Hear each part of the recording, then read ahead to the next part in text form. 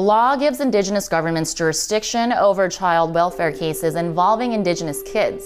ICWA was passed in 1978 to ensure these children were not torn from their culture, and it aims to place them either with their immediate family, another family in the community, or a family in a different tribe. The importance of ICWA can't be understated, especially now as unmarked graves related to Indigenous assimilation schools are being uncovered across the country.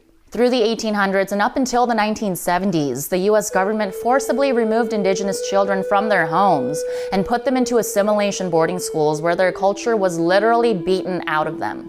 Up to 35% of all Indigenous children during this time were removed from their families and homes. And researchers say that an estimated 40,000 children died either in or because of these schools. And Fawn Sharp, president of the National Congress of American Indians, says that ICWA is part of Indigenous Americans' recoveries.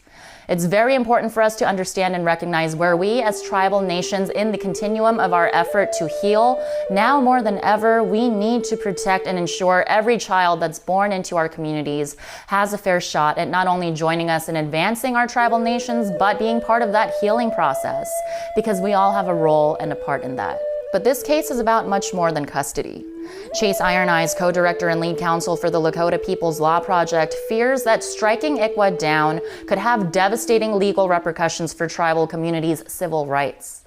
Should the legal arguments of these plaintiffs be accepted by the Supreme Court, it becomes open season on everything from Indian gaming revenues to actual tribal designations, governments, and reservations.